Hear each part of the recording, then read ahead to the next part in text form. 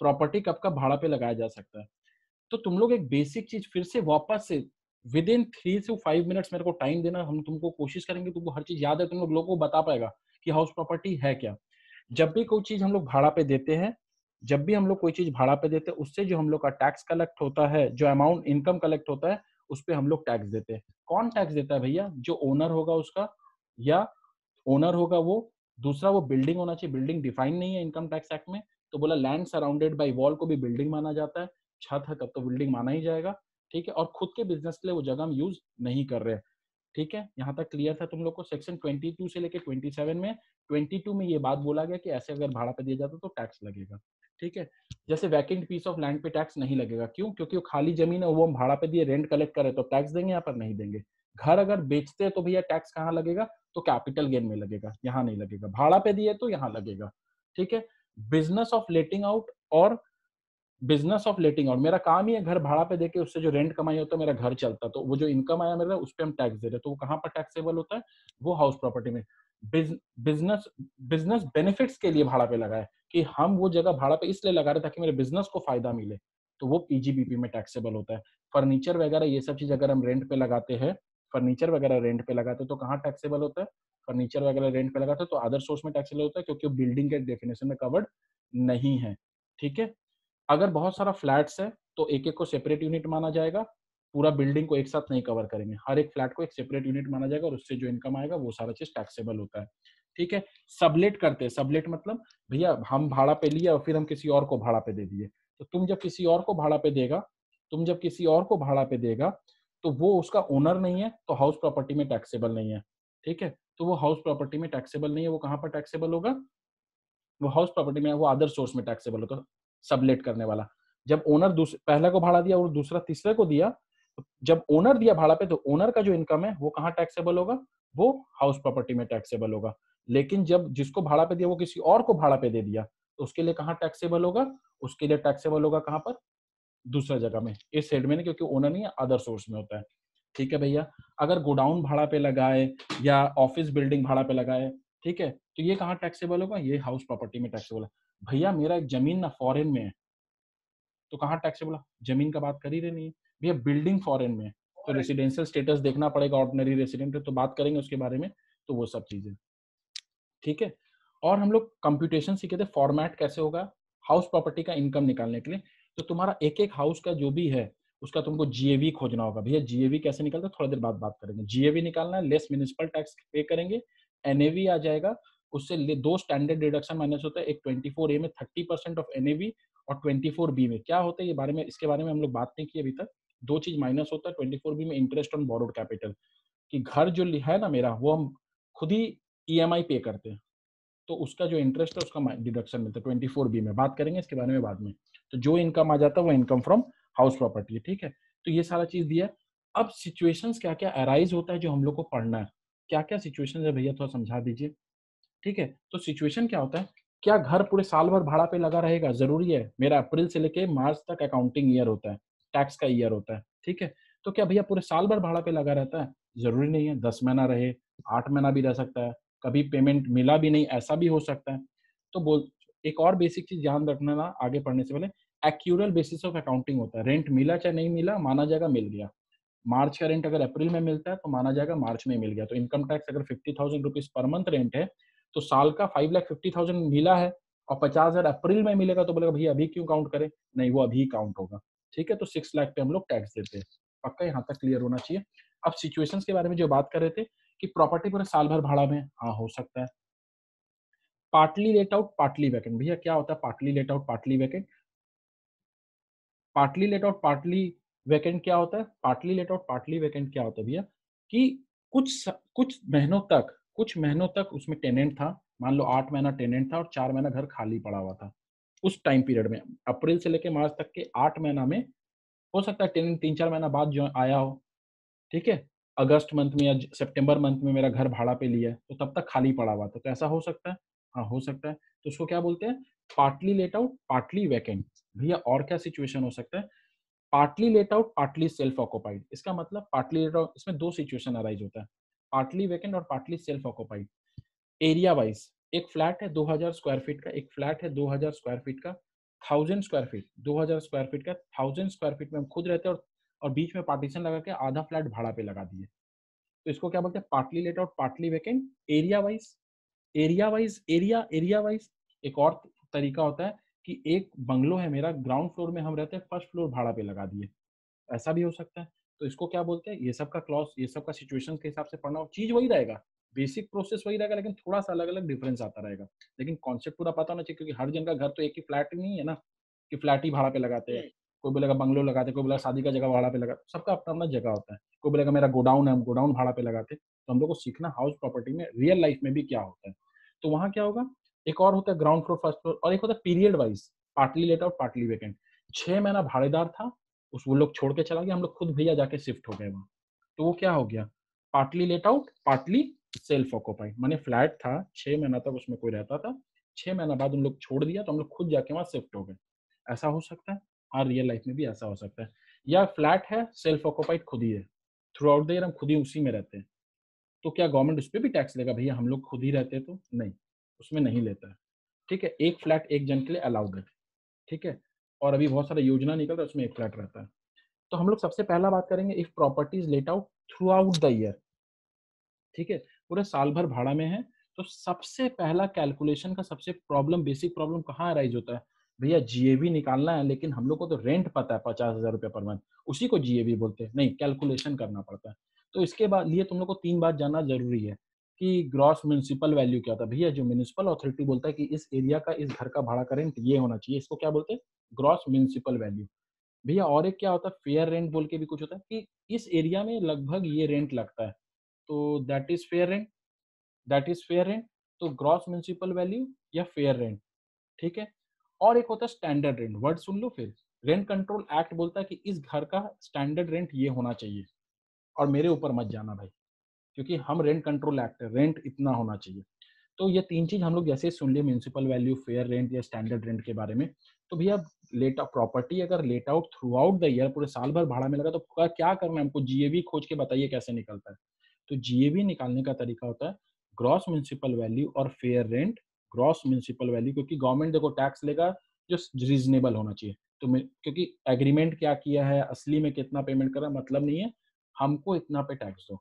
तो व्हाट कितना pay tax दे? ग्रॉस म्युनिसिपल वैल्यू और fair rent. Gross municipal value और fair rent, whichever is higher. Government बोला म्युनिसिपल वैल्यू और फेयर रेंट लगभग इस एरिया का जो रेंट होना चाहिए, वो रेंट में जो हायर होगा हम उस पर टैक्स लेंगे। तो बोला भैया ग्रॉस म्युनिसिपल वैल्यू और fair rent whichever is higher, तो समझ में आ गया, but not exceeding standard rent, लेकिन वो स्टैंडर्ड रेंट को पार नहीं करना पड़ेगा। तो इसको क्या बोलते हैं भैया, ये तीनों चीज का जो वैल्यू आएगा, क्या ये है जीएवी? नहीं, इसको एक्सपेक्टेड रेंट बोलते हैं। ठीक है, reasonable expected rent. Gross municipal value और fair rent whichever is higher but not exceeding standard rent is expected rent. हाँ भैया यहाँ तक तो समझ में आ गया। अब आगे थोड़ा बताइए ना भैया, क्या पढ़ाए थे? तो इसमें ये एक्सपेक्टेड रेंट आ गया, तो जीएवी खोजना, अभी भी जीएवी निकला नहीं। तो ग्रॉस म्युनिसिपल वैल्यू और fair rent whichever is higher but not exceeding standard rent is what? Expected rent. Actual rent receivables मिला नहीं है, क्योंकि यहाँ पर एक्यूरल बेसिस है। एक्चुअल रेंट रिसीवेबल, 12 महीने का रेंट मिलना कितना चाहिए, इस दोनों में जो हायर होगा, एक्सपेक्टेड रेंट और एक्चुअल रेंट रिसीवेबल्स, इस दोनों में जो हायर होगा, इस दोनों में जो हायर होगा, that will be our GAV. अच्छा भैया समझ गए, ये तो हम लोग किए थे। ठीक है, तो अब हम लोग को जीएवी सीखे भैया। उसमें आप बोले लेस म्युनिसिपल टैक्स पेड, तो भैया म्युनिसिपल टैक्स कौन सा म्युनिसिपल टैक्स होता है, क्या होता है, थोड़ा बताएंगे? अगर ओनर दे रहा है तो ही माइनस मिलेगा, टेनेंट दे रहा है तो नहीं मिलेगा। भैया आप ये सब पढ़ाए नहीं, झूठ झूठ मत बोलिए। ठीक है, अब मेरे पास तो गीता है नहीं कोई, ना सीता है, किसी का हम कसम नहीं खाएंगे, तुम लोग खुद समझ लेना। ठीक है, तो ग्रॉस म्युनिसिपल वैल्यू और fair rent whichever is higher but not exceeding standard rent is expected rent. Expected rent और actual rent receivables whichever is higher is GAV. उससे माइनस होगा म्युनिसिपल टैक्स। ओनर दे रहा है तो ही minus होगा, tenant दे रहा है तो माइनस नहीं होगा। ठीक है, किसी भी पिछले पास्ट ईयर्स का पेमेंट अभी हो रहा है, पेमेंट कैश बेसिस पे, चाहे जितना भी पेमेंट है इसी साल कर रहा हो, सारा माइनस हो जाएगा भैया। हाँ, पेमेंट बेसिस, अगर इस साल का ही 6 महीना का ही पेमेंट किए तो सिर्फ 6 महीना का माइनस होगा, पूरे साल का माइनस नहीं होगा। भैया ये एक्यूरल बेसिस नहीं होता है, नहीं आप लिखाए नहीं है, हाँ लिखा है, तुम लोग पढ़ा नहीं है। ठीक है, झूठ बोलते हैं कभी कभी तुम लोग ज्यादा बार। ठीक है, तो ग्रॉस म्युनिसिपल वैल्यू और fair rent whichever is higher ये चीज तो समझ में आ गया। म्युनिसिपल टैक्स, ये दो चीज भी हम लोग को भैया समझ में आ गया। जो म्युनिसिपल टैक्स पे करे, एडवांस पेमेंट करे, वो माइनस नहीं होगा, ठीक है। और ना जो बहुत सारा टैक्स होता है जो स्टेट गवर्नमेंट को भी पे करते हैं और लोकल म्युनिसिपल गवर्नमेंट को भी पे करते हैं। जैसे हम लोग हावड़ा में रहते हैं तो हावड़ा म्युनिसिपल कॉर्पोरेशन, कोई कलकत्ता में रहता है तो कोलकाता म्युनिसिपल कॉर्पोरेशन, ठीक है मोहित, कोई बर्धमान में रहता है तो बर्धमान म्युनिसिपल कॉर्पोरेशन। हर एक काउंसिलर लोग के हिसाब से मैंने एक डिवीजन है ना, तो 42 है वेस्ट बंगाल में, तो कहीं वो उस हिसाब से रहता है। तो अब हम लोग जो पेमेंट करें, हम लोग लोकल जो पेमेंट करें, हम हावड़ा के में मेरा फ्लैट है तो हम किसका, अगर मेरा कैलकाटा में फ्लैट होता तो हम उसके हिसाब से सोचते हैं, कोलकाता म्युनिसिपल कॉर्पोरेशन। हावड़ा में मेरा फ्लैट है तो क्या हो जाएगा, हावड़ा म्युनिसिपल कॉर्पोरेशन। तो हावड़ा म्युनिसिपल कॉर्पोरेशन वाला बोलता है कि आप जो हमको टैक्स दे रहे हो वो माइनस होगा। हम बोले हम स्टेट गवर्नमेंट को भी टैक्स देते हैं, क्या वो भी माइनस होता है? नहीं, वो नहीं होता। आप लिखाए ऐसा? हाँ, हम लिखाए हैं, ठीक है।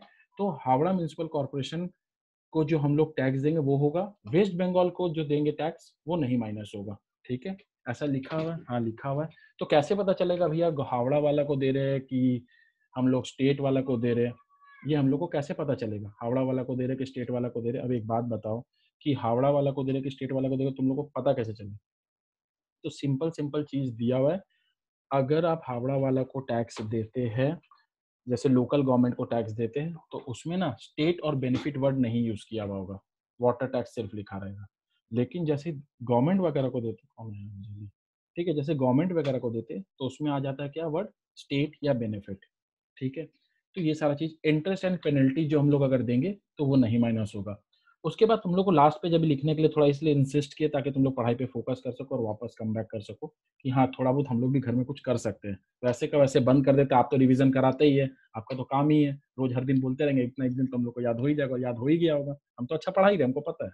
लेकिन तुम लोग भी तो अच्छा से पढ़ सकते हैं, खुद तो मेहनत करो, सीखो कुछ। अंजलि से देर से आई लेकिन लिख के आई, पूछो, ठीक है। देखो तो वो भी अभी हम दिख लोग रही सब भी होगी। तो नहीं तो तुम भी तो अभी तुरंत लिखा, लिख के तुरंत पेन वहां रख के फोटो खींच दिया, इसलिए तुम पकड़ा गया, समझ रहे हो?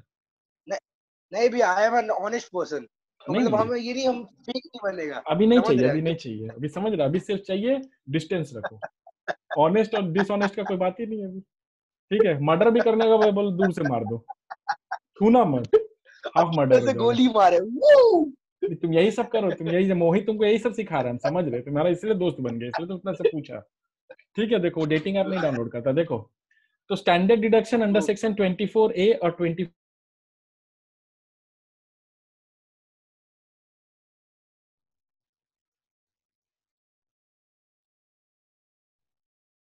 वाईफाई कनेक्शन स्लो,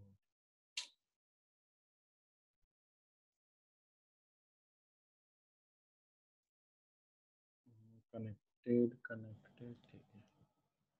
ऑडिबल है हम? हाँ हाँ। हाँ, थोड़ा कनेक्शन प्रॉब्लम आ गया था, ठीक है। देखो, तो अब हम तुम लोग को 24A 24 भी लिखने दिए थे, तो भैया अभी आप वो पढ़ाएंगे? नहीं, हम लोग वो नहीं पढ़ेंगे। उसके पहले हम लोग को जानना है कि ये हम लोग 4 केस के बारे में किए थे। Property let out through out the year किया था, यहाँ तक प्रॉपर्टी अगर पूरे साल भर भाड़ा पे लगा हुआ है तो क्या कर रहा है। तो हम लोग उसमें सीखे थे ग्रॉस म्युनिसिपल जीएबी निकालने का 4 तरीका से, 4 जगह पॉइंट है ना। म्युनिसिपल टैक्स पे करेंगे तो माइनस हो जाएगा, एनएवी आ जाएगा, यहाँ तक तो सीख लिए थे। तो ये जो 4 तरीका है, इसमें क्या क्या सीखना है? तो ग्रॉस म्युनिसिपल वैल्यू और fair rent whichever is higher not exceeding standard rent is reasonable expected rent.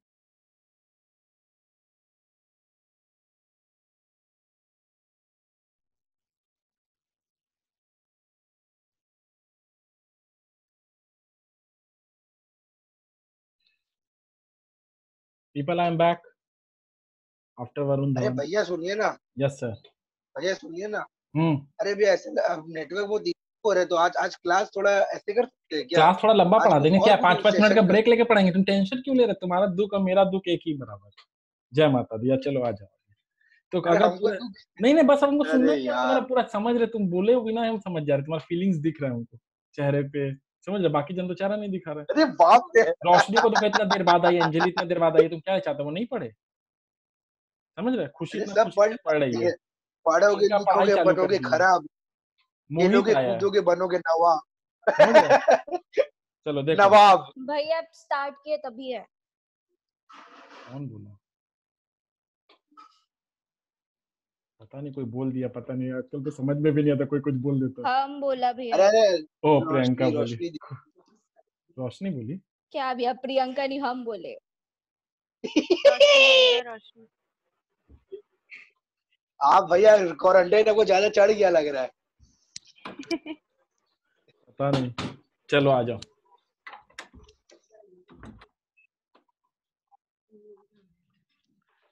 ठीक है, तो अब हम लोग दूसरा केस पढ़ेंगे। व्हेन प्रॉपर्टीज नाइदर, एक तुम लोग को ये चीज सिखाए थे ना, थ्रू आउट द ईयर। हाँ, अरे मुंह दिखाइए ना भैया। कौन? अच्छा नहीं आ रहा, एक सेकंड आ रहे हैं। हम लिखो लोग भी आप, गायब हो जाते भैया। 10 सेकंड सबको टाइम दिए, लिखो। क्या हो गया वीडियो? अरे भैया भगवान यार नहीं इतना चाहता है है, क्या हम लोग को? इंद्र देवता भी नहीं चाहता है नहीं नहीं, भैया। भगवान बोला हम सुंदर नहीं दिख रहे, इसीलिए बोला थोड़ा देर गायब हो। पता ही नहीं है तुम बात को। देखो, लिखो पहला situation, number 1। when there is neither when there is neither, लिखो situation 1, when there is neither unrealized rent, when there is neither unrealized rent nor vacancy period,